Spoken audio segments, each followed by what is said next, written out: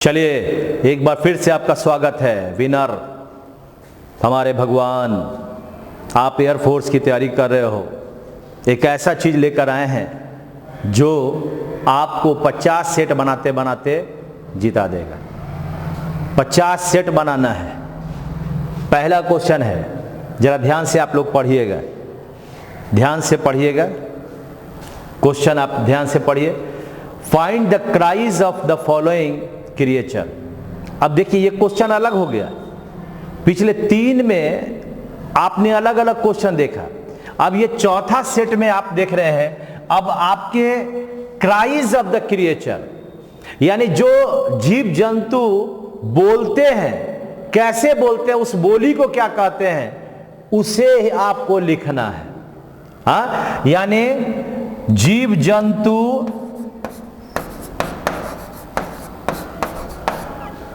के बोली, यहां आपको लिखना है।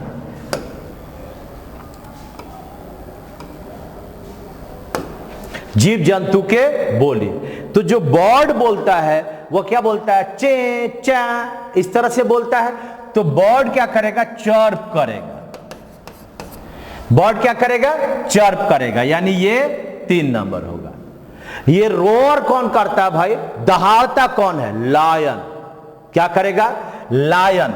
ये लायन जो है वह रोर करेगा, दहाड़ेगा। हाँ, ब्रे कौन करता है, हाँ ब्रे कौन करता, एस। ये एस गधा ब्रे करता है।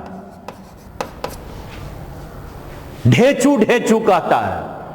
और चर्प कौन करेगा, तो बर्ड्स करेगा। और बज कौन करेगा, देखते हो, बज का मतलब भिन्न भिन्न आना, भिन्न भिन्न कौन करता है, बताओ कौन करेगा, बज करेगा फ्लाई, मक्खी।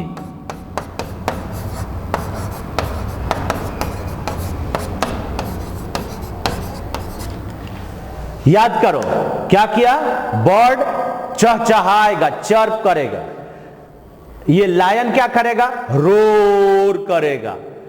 ये एस क्या करेगा, ब्रे, ढेंचू ढेंचू करेगा। ये फ्लाई क्या करेगा, बज, भिन्न भिन्न करेगा। तो इस तरह से आपके पास एयरफोर्स के चौथे सेट में आपने जानवर के बोली के बारे में देखा। यह भी आपको याद करना पड़ेगा। हमें लेसन क्या होता है कि नाउन से लेकर प्रीपोजिशन तक पढ़ना, ये केवल सोचते हैं, कभी मत सोचिए ऐसा। नाउन से प्रीपोजिशन तक पढ़ने से ही नहीं होगा, टू द पॉइंट क्या क्या पढ़ना है वह आपको मैं विभिन्न सेट के द्वारा बताऊंगा, और बीच बीच में ग्रामर के उस पार्ट को बताऊंगा जो आपके लिए जरूरी है। इसका पीडीएफ में मैं डिफरेंट जो हमारे जीव जंतु है उसकी बोली कौन कौन सा है वो मैं आपको बताऊंगा। आप पीडीएफ में उसको डाउनलोड भी कर लेना। चलिए आगे बढ़ते हैं क्वेश्चन नंबर 2 की ओर। रॉन्गली स्पेल्ड वर्ड्स करना है। इन 4 में से कौन सा रॉन्ग वर्ड है, जरा बनाओ यार, 10 सेकंड दिया, लिखो उत्तर कौन कौन सा है, देखे तो सही आपका कौन सा उत्तर सही है। बहुत सारे लोग, आप लोग, राकेश जी इसमें भी आकर अपने हुनर को यूज करते हैं। महेश जी हैं, गोलू जी है, दिव्या है, पूनम है, अमृता है, ये सबको मैं बधाई देता हूं कि आप इस तरह मेरे साथ जुड़े हुए हैं। चले भाई देखें, तो यहां पर आपके पास वर्ड है रॉन्गली स्पेल्ड वर्ड, इसका उत्तर बनेगा 1।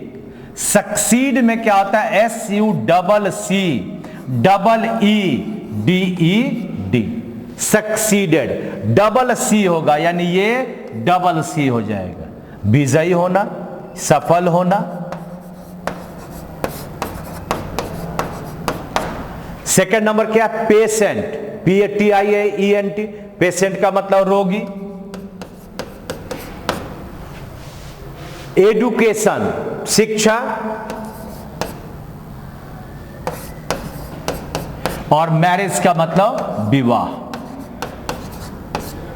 यह हुआ आपका 2 नंबर का उत्तर, 1 नंबर। तैयार है अगले क्वेश्चन की ओर, लेट्स गो। किधर, क्वेश्चन नंबर 3। देखे कौन सबसे पहले उत्तर देता है। चलिए चलिए चलिए fast. Nearest in meaning, synonym खोजना है। आइए,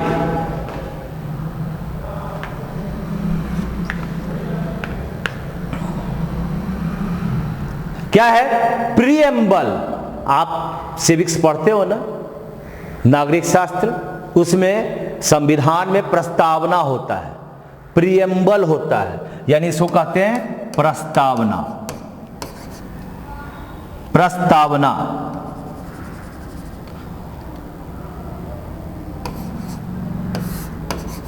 प्रस्तावना का मतलब प्रारंभ हुआ, शुरुआत।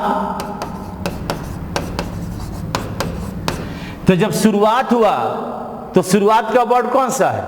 इंट्रोडक्शन, माने शुरुआत। सेकेंड नंबर डेफिनेशन माने परिभाषा।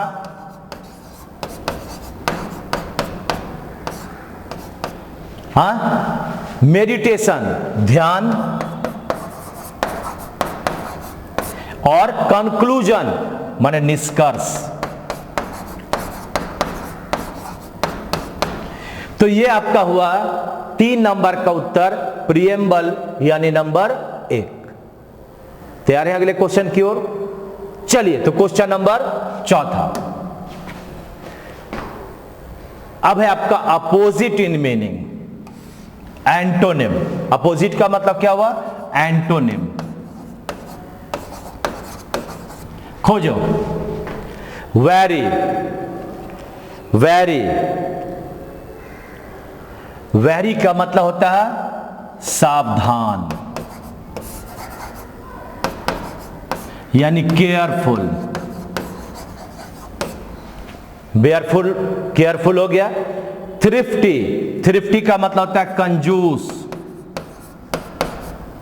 रैश, देखो ध्यान से, रैश ड्राइविंग होता है असावधानी भरा।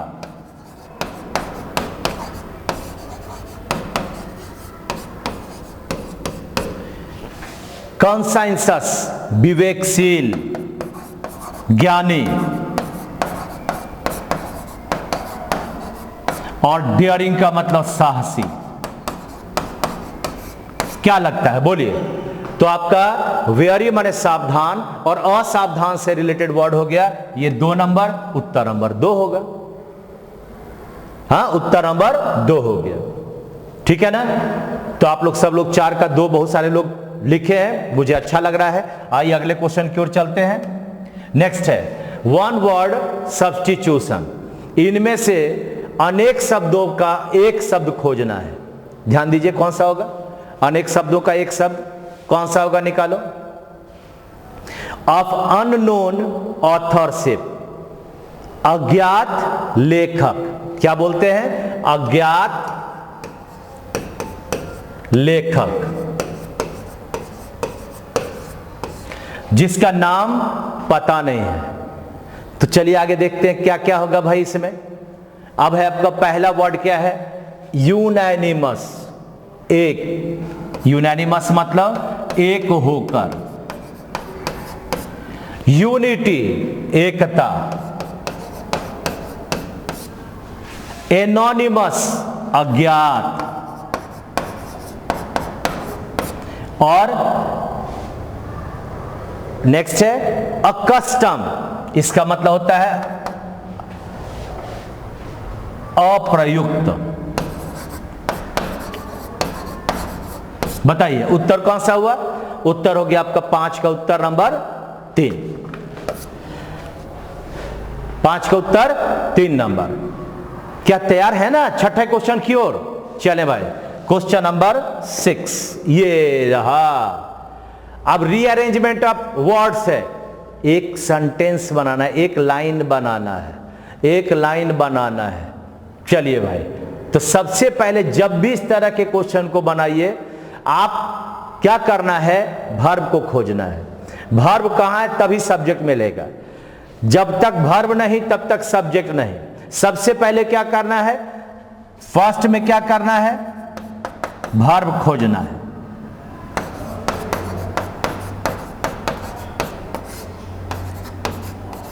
सेकंड क्या करना है? उसी वर्ब पर आधारित सब्जेक्ट खोजना है। देखिए ध्यान से, तो आपका वर्ब अगर खोजोगे तो यहां आपका प्रोवाइड्स है V5, तो यहां तो सीधा सीधी बर्थडे से शुरू हो रहा है, बर्थडे प्रोवाइड्स यानी एक नंबर से शुरू हो रहा है। ऑप्शन में देखिए बर्थडे प्रोवाइड्स यानी एक नंबर कहां है, सीधा एक नंबर में है, एक किसी और में एक से शुरू ही नहीं हो रहा है, इसलिए उत्तर बना। अब क्या क्या पूरा बना इसका पूरा बन गया बर्थडे प्रोवाइड्स, क्या बना देखो,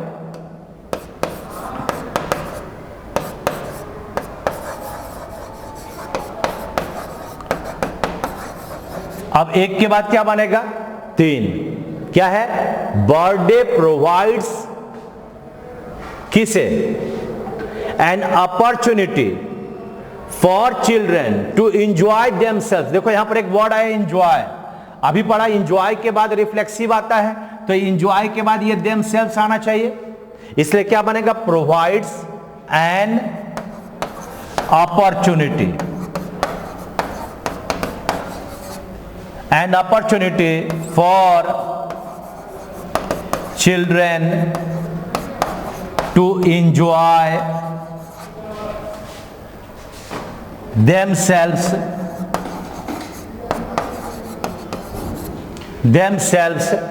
with their friends।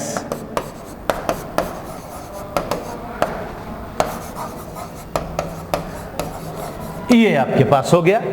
हाँ, birthday provides an opportunity, birthday अवसर देता है फॉर चिल्ड्रेन बच्चों के लिए, टू एंजॉय मजा लेने के लिए, देमसेल्व्स वे अपने अपने के साथ, विथ देयर फ्रेंड्स अपने दोस्तों के साथ, तो बना 1, 3, 4 और 2।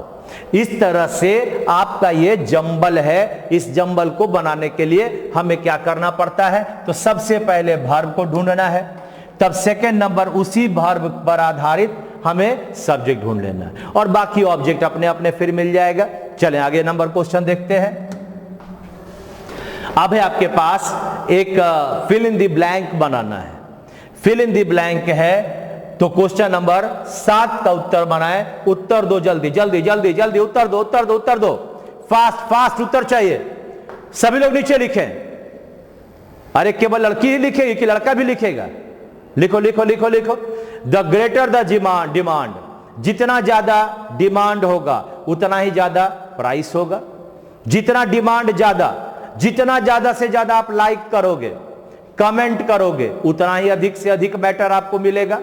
तो जितना और उतना की दृष्टि में द प्लस कॉम्परेटिव डिग्री के साथ दूसरा पोर्शन भी द प्लस कॉम्परेटिव डिग्री निकलना चाहिए, इसलिए उत्तर नंबर होगा 3। The plus C D, the plus C D. General तौर पर हम लोग कभी भी कंपैरेटिव डिग्री के पहले द का प्रयोग नहीं करते हैं, किसी भी कंपैरेटिव डिग्री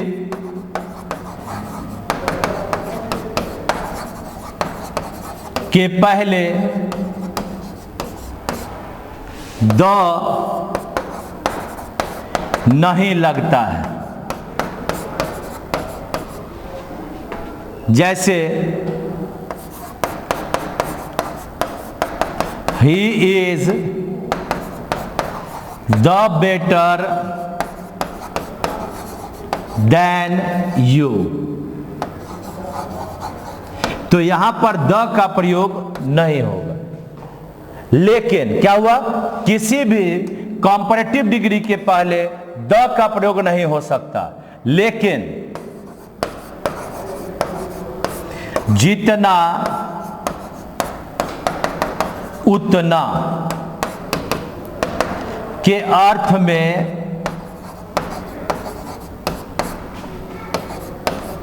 दो सेंटेंस को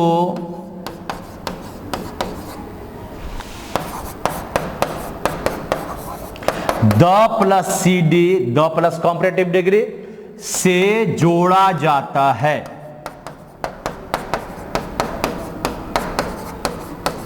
हां, द प्लस सी डी से जोड़ा जाता है। अब अगर तुम कहते हो the better we do for others, जितना अधिक हम दूसरे के लिए करेंगे, तो द बेटर लग गया द CD, द बेटर, फिर से यहां से आएगा द बेटर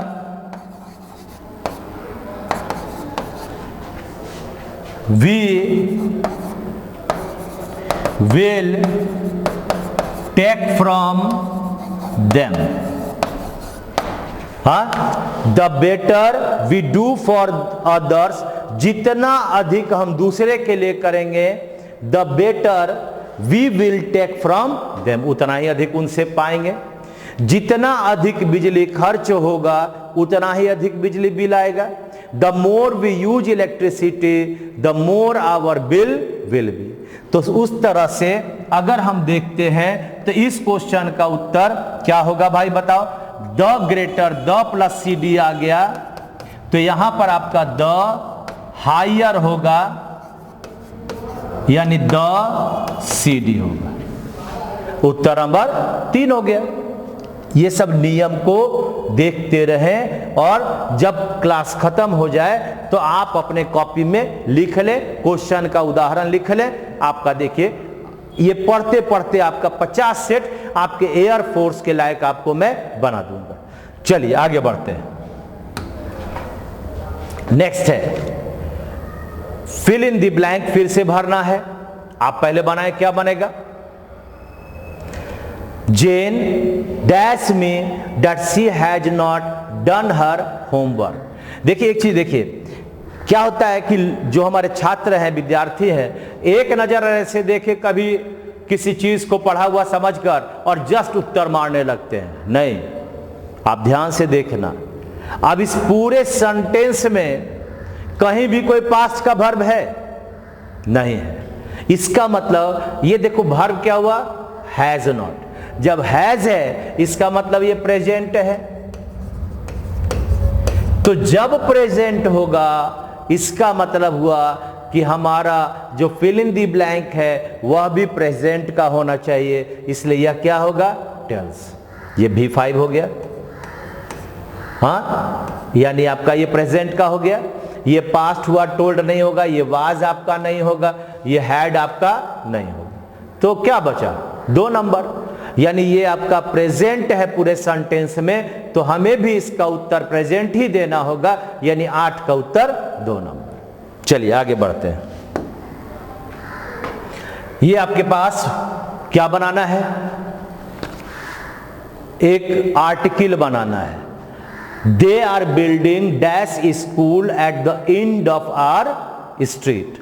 हमारे गली के अंत में एक स्कूल को बनाया जा रहा है। ठीक, याद रखें, स्कूल, कॉलेज, हॉस्पिटल इत्यादि का प्रयोग अगर इनके मूल अर्थ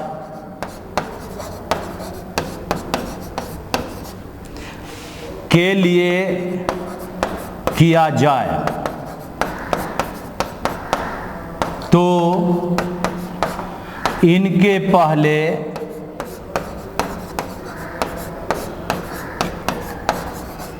कोई आर्टिकल नहीं लगता है। ठीक है ना, मूल अर्थ। अब जैसे स्कूल है तो पढ़ने के लिए होगा, कॉलेज है तो पढ़ने के लिए होगा, हॉस्पिटल है तो बीमार होकर वहां जाएगा। यानी मूल अर्थ जब होगा तो इनके पहले किसी प्रकार का कोई आर्टिकल नहीं लगेगा।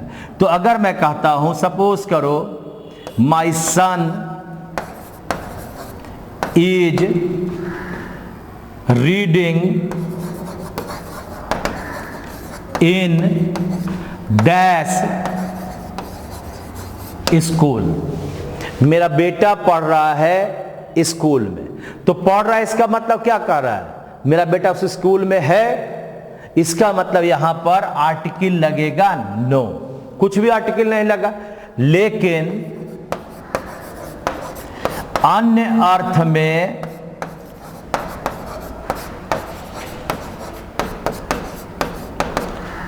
स्कूल, कॉलेज, हॉस्पिटल, ईटीसी में किसी भी आर्टिकल का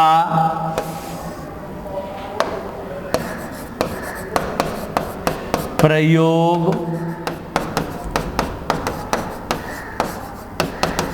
किया जा सकता है। अन्य अर्थ, अब कोई बिल्डिंग को बना रहा है, आप क्या करो, he is building dash school या कॉलेज। वह क्या कर रहा है, एक स्कूल को बना रहा है। मेरा बेटा पढ़ रहा है तो नो आर्टिकल, मेरा बेटा पढ़ रहा है, नो आर्टिकल। अब ये इस बिल्डिंग बना रहा है स्कूल का, क्या बनेगा, ए स्कूल। क्या बना, ए स्कूल। अगर हमारे पास अन्य अर्थ के लिए स्कूल, कॉलेज, हॉस्पिटल, टेंपल का प्रयोग किया जाएगा तो कोई भी आर्टिकल का प्रयोग कर सकते हैं। जनरल तौर पर एक स्कूल बनाएगा, एक कॉलेज बनाया जाएगा तो क्या होगा, ए। अब देखिए इस क्वेश्चन का उत्तर, अगर हम कहते हैं क्या बना, दे आर बिल्डिंग, बिल्डिंग क्या होगा, ए स्कूल। एक स्कूल को बनाएगा। अब एक स्कूल कहां है, 3 नंबर। तो जितने लोग ने ए दिया, क्यों दिया, यह आपको मैंने पूरा लिखाया। देखिए केवल बना लेना ही काफी नहीं है, यह भी देखना है कि क्या जो हम बना रहे हैं वह नियमानुसार है या नहीं है। कभी कभी तुक्का में आंसर बन जाता है। पुराने जमाने में क्या होता था, आज से 10 साल पहले, कि लोग, बिहार के लोग जब 100 क्वेश्चन आते थे, इंग्लिश में 50 आते थे, मैथ्स में 50, रीजनिंग में 50 और जीके में 50, एसएससी की बात कर रहा हूं, तो रंग देते थे। इंग्लिश में 51 का 1, 52 का 1 या 2, जो भी देना है, 53 का 2, 54 का 2, इस तरह से 99 का 2 और 100 का 2। तो क्या होता, 2 2 2 2 2 2 पूरा लिखते चले गए, तो कुछ ना कुछ तो सही हो जाता था। तो बिहार के लड़के मैथ में अच्छे होते थे, निकाल लेते थे। उनके लिए ही बना नियम माइनस मार्किंग का, सिर्फ और सिर्फ बिहार के लिए, क्योंकि आप सभी जानते हैं एक बिहारी 100 पर भारी। तो कहीं ना कहीं हमारी इंग्लिश हमें छोटी मोटी अधूरी जानकारी के कारण भी हराता है। तो यहां पर हमारे पास, मैं आपको रूल भी बताते चल रहा हूं, इसीलिए कि आप उस रूल के द्वारा भी आप उसको सीख सको। जब स्कूल, कॉलेज, हॉस्पिटल का प्रयोग उसके मूल अर्थ में किया जाएगा तो आर्टिकल नहीं लगेगा, लेकिन जब अन्य अर्थ में किया जाएगा तो आर्टिकल क्या लगेगा, ए एंड द में से कोई भी। चलिए, तो यहां पर लग गया, they are building a school. अगले की ओर तैयार हैं क्या, रेडी हो, चलो भाई रेडी हो। ये रहा 10वां नंबर क्वेश्चन, प्रीपोजिशन पर आधारित, प्रीपोजिशन पर आधारित, प्रीपोजिशन पर आधारित क्वेश्चन है। जल्दी जल्दी जल्दी जल्दी, फास्ट फास्ट फास्ट। देखो देखो देखो ध्यान से, एक वर्ड आ गया कॉम्प्लीमेंटेड और यहां पर फिल इन द ब्लैंक है। देखिए 2 वर्ड याद रखिए, कॉन्ग्रेचुलेट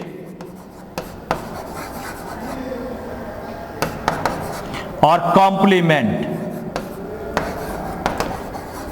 ये दोनों का अर्थ होता है बधाई,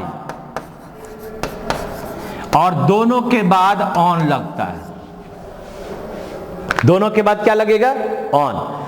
कॉन्ग्रेचुलेट के बाद भी ऑन लगा और कॉम्प्लीमेंट के बाद भी ऑन लगा। इस तरह से हमारा उत्तर बना ये 2 number, congratulate on, compliment on. और दोनों का मतलब क्या हुआ, बधाई देना। आप जब एयरफोर्स पास कर जाओगे तो मैं एक अलग से वीडियो बनाकर यूट्यूब पर डालेंगे, बधाई हो आपको। और उम्मीद करता हूं कि विपिन सेना से जुड़े हैं तो जरूर आप पास करोगे, नो डाउट। जिस इंग्लिश के कारण आप लोग को लगता था कि मैं फेल कर जाऊंगा, मैं आपको ऐसा चीज दे रहा हूं, 50 सेट बनाओ और बस जय जयकार करो। चलिए अगले क्वेश्चन की ओर तैयार हो भाई। आ रहा है अगला क्वेश्चन, 1 2 3, फास्ट बनाओ। The noun form of invade, क्या निकालना है? अब हमें नाउन फॉर्म निकालना है, नाउन निकालना इन्वेड का। इन्वेड हो गया आपका वर्ब, इन्वेजन 2 नंबर, इन्वेजन आक्रमण,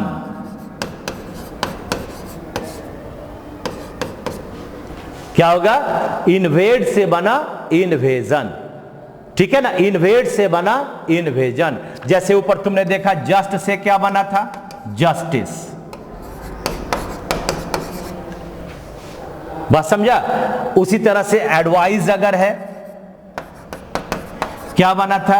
एडवाइस, ये सीई लगेगा, तो इन्वेड से क्या बना? इन्वेजन। बहुत सारा ऐसा आपको मिल जाएगा। तो इस तरह से आपको अपना ये चीज याद रखना है। नेक्स्ट की ओर चलें। नेक्स्ट है आपके पास, अब है ईडियम और फ्रेज। ईडियम और फ्रेज, यानी ईडियम और फ्रेज का मतलब होता है कि अब हमें मुहावरे को पकड़ना है। कहता है मुहावरा है डंकीज ईयर्स, तो डंकीज ईयर्स का मतलब होता है काफी लंबा समय। डंकीज ईयर्स का मतलब होता है लंबा समय।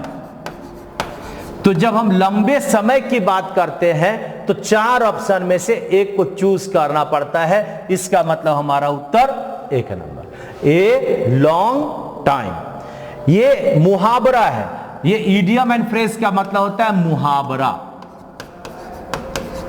तो मुहावरा हमें निकालना है, यानी चोर चोर मौसेरे भाई है। इसका मतलब क्या हुआ कि जो लोग एक तरह का काम करते हैं, बुरा काम करते हैं, वह एक जैसे होते हैं। उसी तरह से डंकीज ईयर्स का मतलब हुआ लंबा समय, और लंबा समय के लिए इस 4 ऑप्शन में से एक ही वर्ड है लॉन्ग टाइम, जो हमें बताता है लंबे समय को बताता है। ठीक है ना? तो चलिए ये तैयार हो गया आपका 12 नंबर का उत्तर 1 नंबर हुआ। चलिए भाई 13 नंबर क्वेश्चन की ओर चलते हैं। बनाइए, कॉमन ईयर बनाना है। अभी हमें कॉमन ईयर बनाना इन सारे सेंटेंस को, जरा सा देखे बनाए।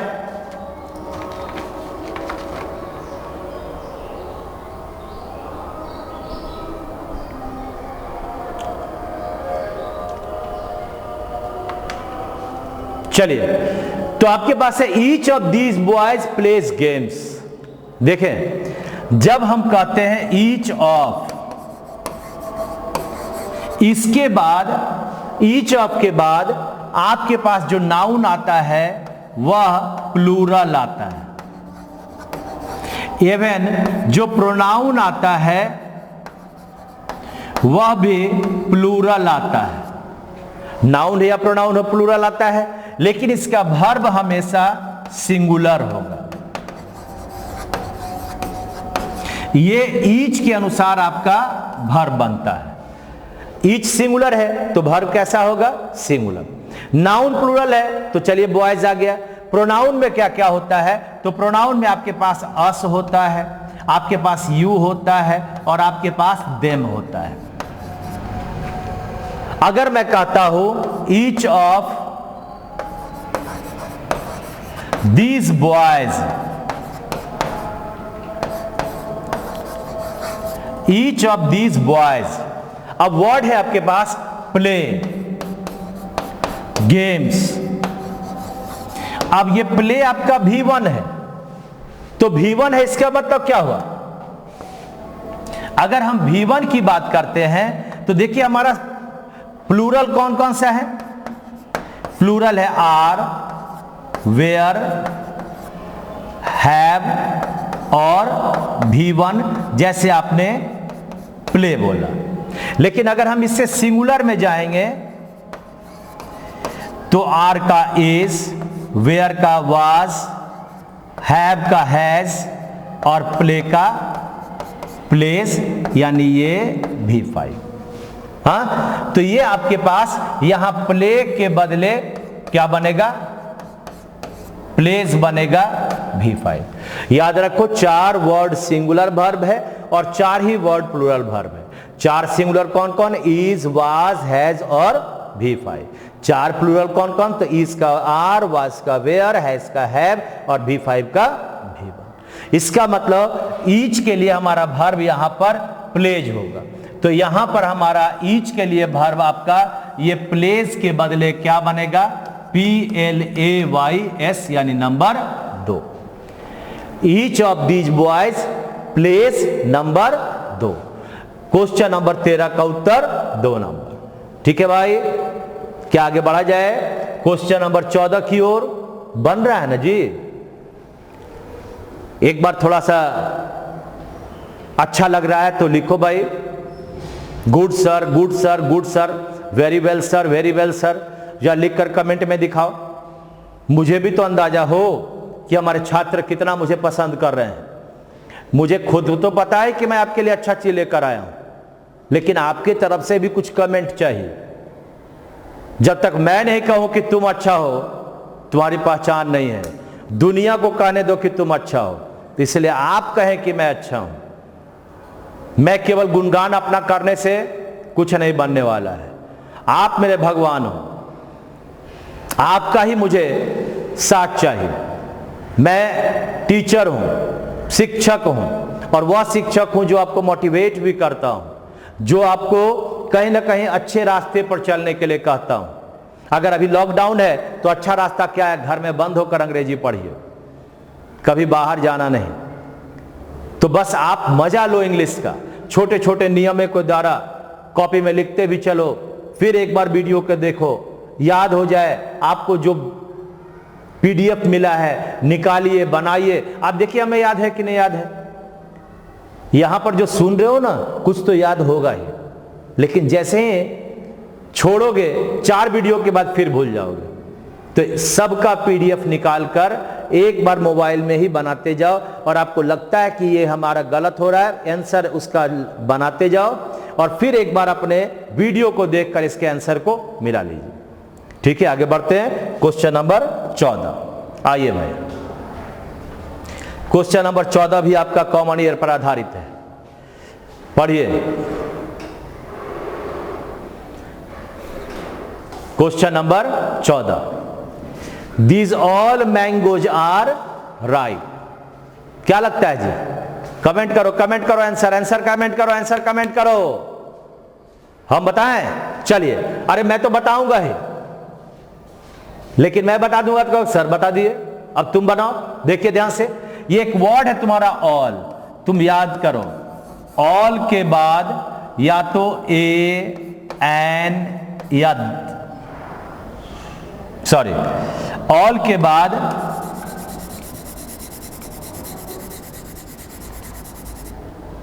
बाद क्या होगा? सबसे पहले या तो द लगेगा, नहीं तो माई, आर, योर, उसी तरह से देज, उसी तरह से दोज, ये लगेगा। इसके बिना ये ऑल के बाद कोई नाउन लगेगा ही नहीं। बिना the, my, our, your, these, those लगे ये ETC, ये कोई भी नाउन नहीं लगेगा। अगर नाउन आएगा तो अगर PCN है तो PCN का मतलब प्लूरल नाउन, जैसे बॉयज, जैसे मैंगोज, और तब आपका वर्ब होगा प्लूरल। यानी ऑल के बाद सबसे पहले द आएगा। अगर द नहीं आया है तो माई, आवर, योर, कोई भी इनमें से एक पार्ट, और तब आपका नाउन प्लूरल, दीज लगेगा, दोज लगेगा। ठीक है ना? तो आपके पास देखो यहां पर ऑल, जैसे तुम लोग कहते हो, एक उदाहरण देते हैं। मैं कहता हूं ऑल बॉयज आर इंटेलिजेंट, तो ये गलत है। ये ऑल इन बॉयज नहीं हो सकता। क्या बनेगा पता है? ऑल, अगर कुछ नहीं है तो हमें द लगाना है। All the boys are intelligent, all the boys are intelligent, all the boys are intelligent, all the boys are intelligent. All के बाद क्या लगा? द। ऑल के बाद क्या लगा? द। तो ये देखिए जब द लग गया तो उसी तरह से हमारे पास यहां पर अगर आप देखोगे तो क्वेश्चन लगेगा, इसका उत्तर होगा 1 नंबर। क्या लगेगा? ये ऑल दीज होगा।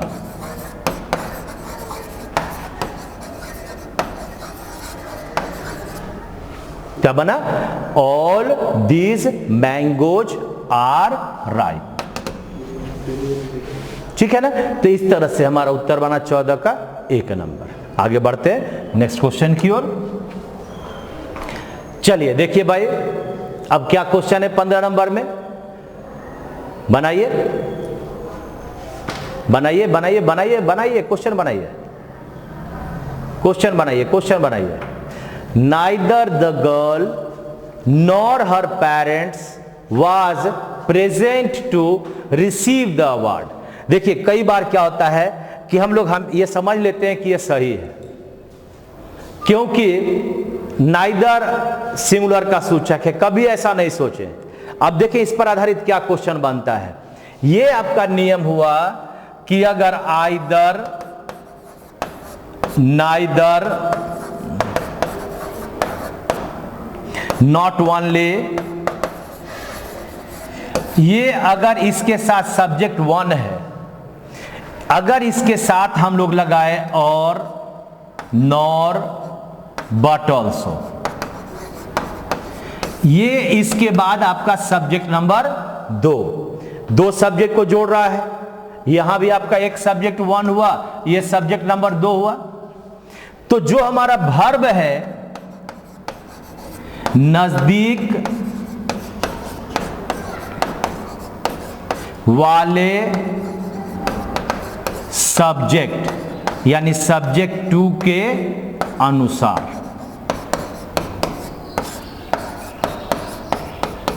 होगा। हाँ, सब्जेक्ट किसके अनुसार होगा? तो ये वर्ब किसके अनुसार होगा? नजदीक वाले सब्जेक्ट के अनुसार। अब ये हमारा जो वर्ब होगा वह सब्जेक्ट 2 के अनुसार होगा।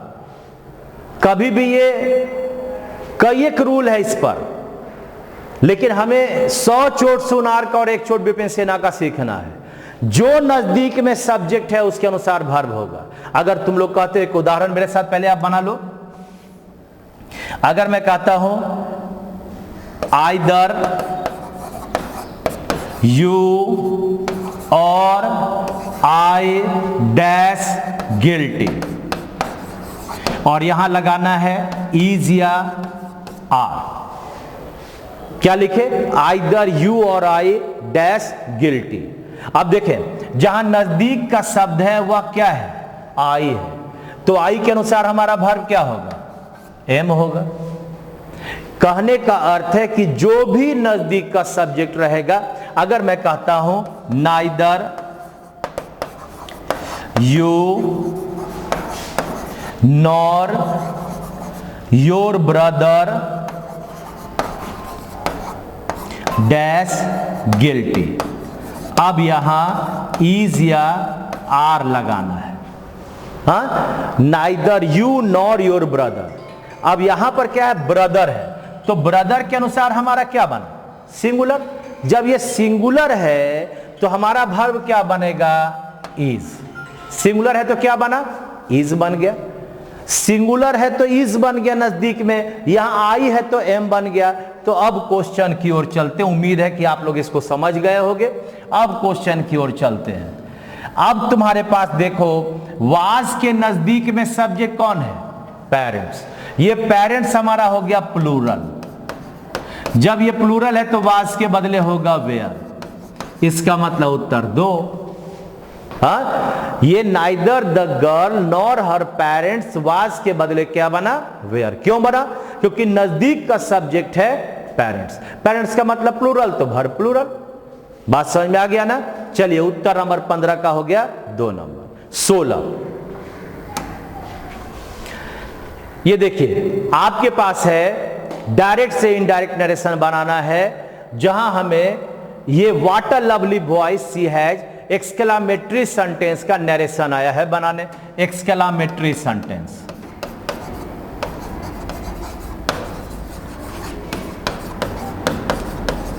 जरा बनाकर देखिए। एक्सक्लामेटरी सेंटेंस में सेड हमेशा एक्सक्लेम्ड में टूटेगा, ये ध्यान देना, एक्सक्लेम्ड में टूटेगा। आप बनाकर देखिए क्या बनेगा एक्सक्लेम्ड से।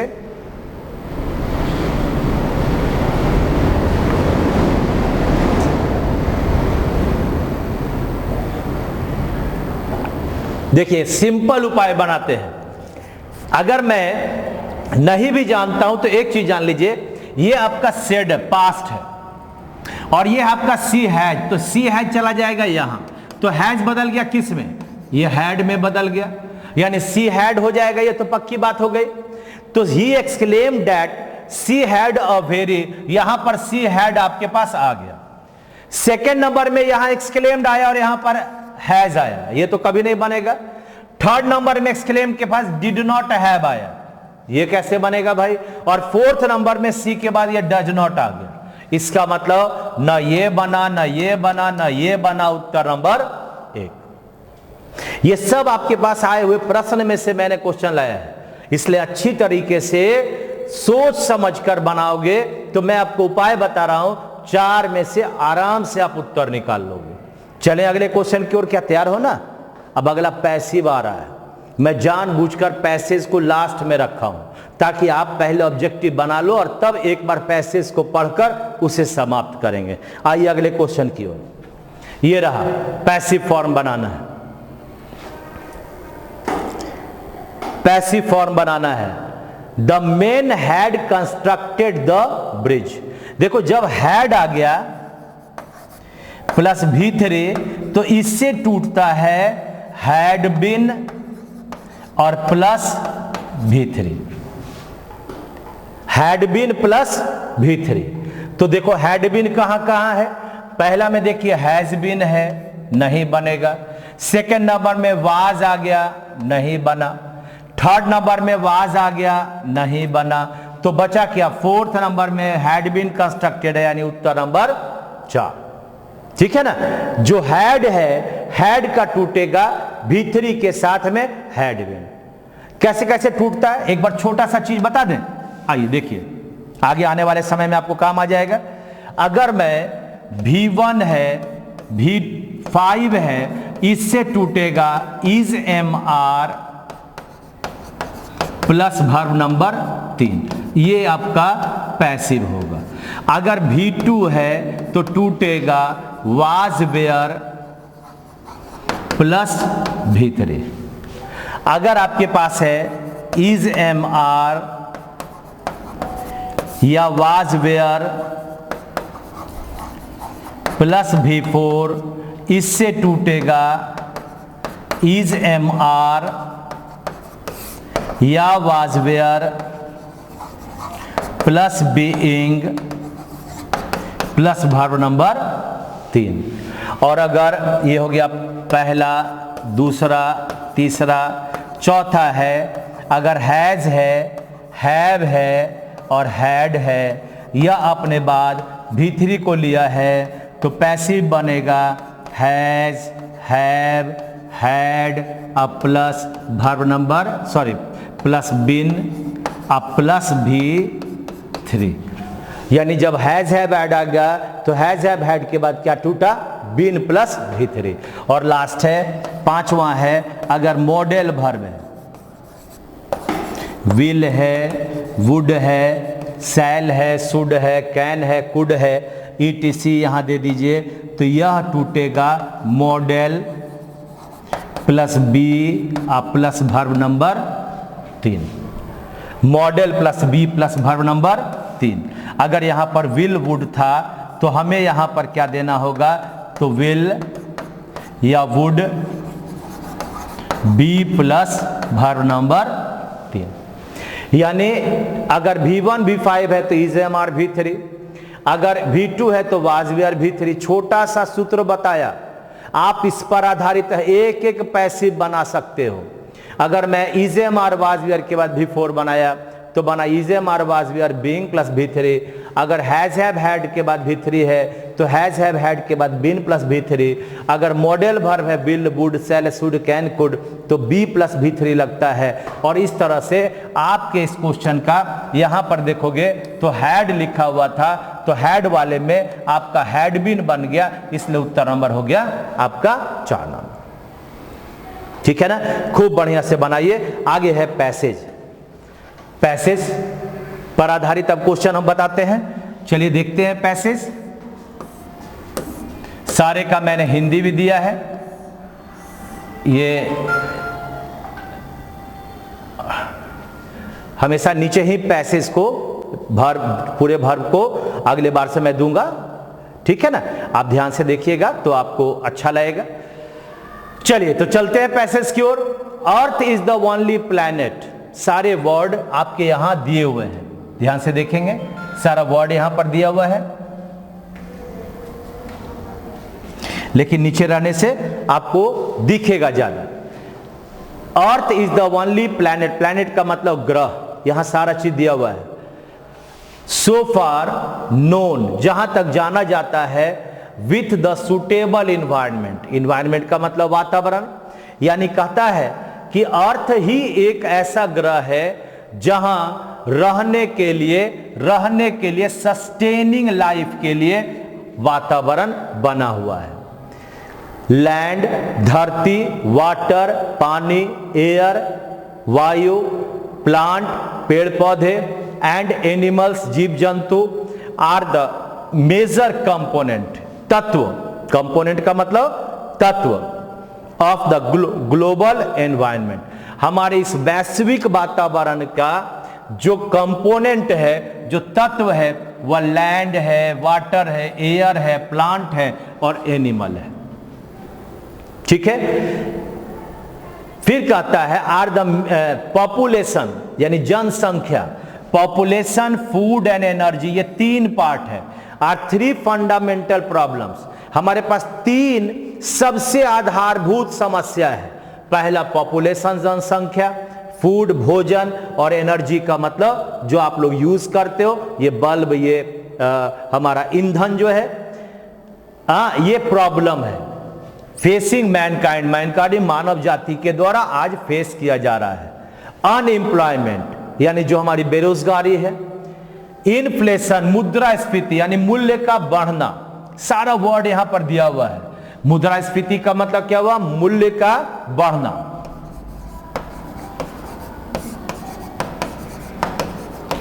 क्राउडिंग भीड़ भाड़ हो जाना। ड्विंडलिंग रिसोर्सेस, ड्विंडल का मतलब होता है कम होना, यानी रिसोर्सेस जो हमारे संसाधन है उसका कमी होना।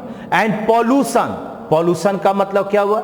पॉल्यूशन मतलब धूल धक्कड़ जो हम लोग माने प्रदूषण, are all due to factors like increasing population. ये unemployment, inflation, crowding, dwindling resources क्यों हो रहा है? ड्यू टू इंक्रीजिंग पॉपुलेशन, हमारी जो जनसंख्या बढ़ रहा है उसके कारण हो रहा है। हाई स्टैंडर्ड ऑफ लिविंग, हमारा लिविंग स्टैंडर्ड बढ़ गया। अब पुराने जमाने के गुरुजी खत्म, अब यूट्यूब पर गुरुजी बन गए। ये क्या है? ये भी तो एक तरह से हमारा आप स्टैंडर्ड ऑफ लिविंग बढ़ गया। डिफॉरेस्टेशन यानी जंगल की कटाई,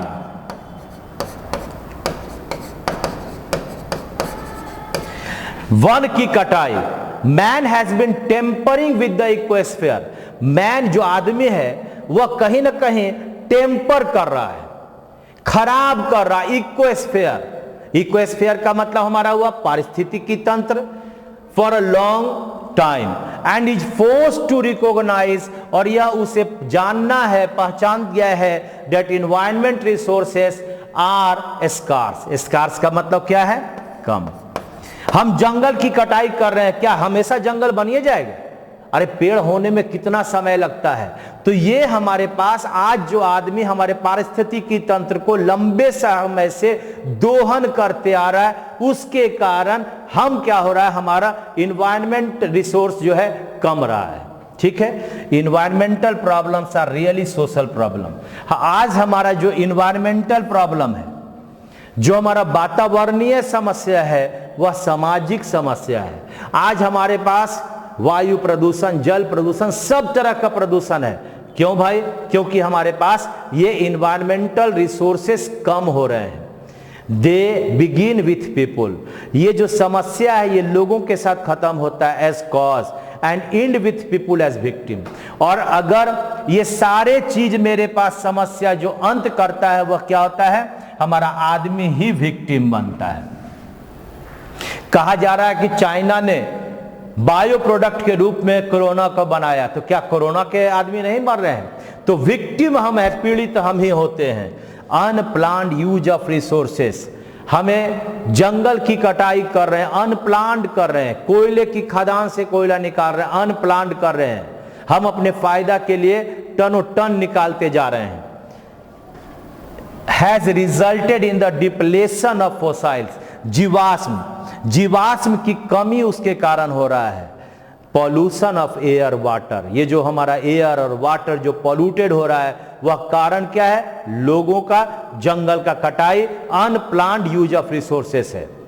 डिफॉरेस्टेशन, जंगल की कटाई के कारण, which has resulted in ecological imbalance, हमारा पारिस्थितिकी तंत्र अब धीरे धीरे इम्बैलेंस हो गया है।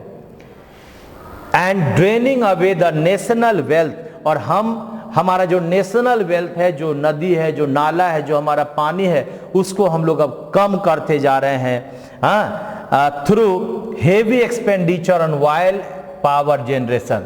आज हमारी जो ईंधन है वो ऑयल पर निर्भर करता है, दूसरे देशों से ले रहे हैं, यानी अब हमारे पास इसकी कमी हो गई है।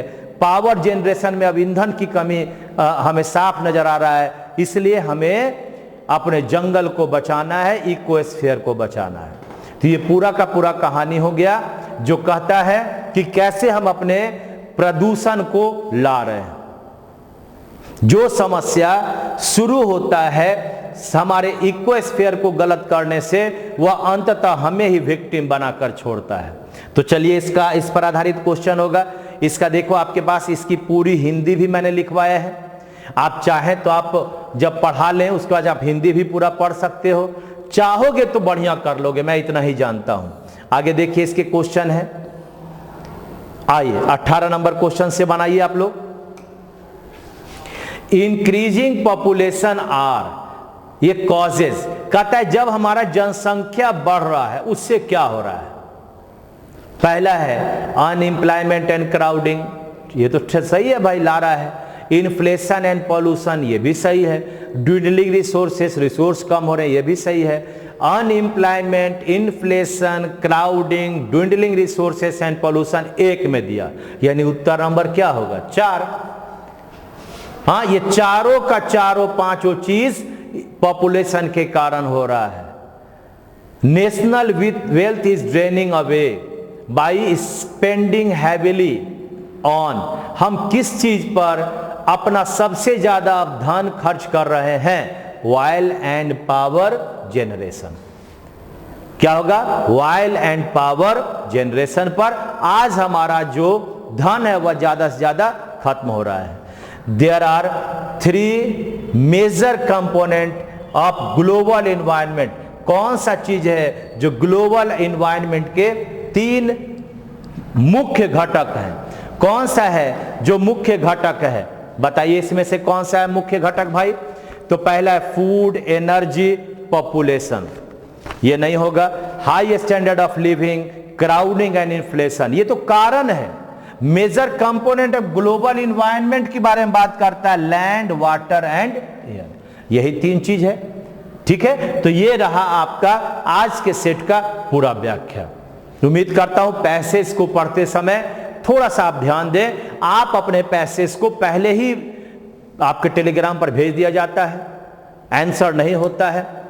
आज अगर आप निकाल लोगे तो आपके पास क्या होगा कि आप उसे दोबारा बना सकते हो।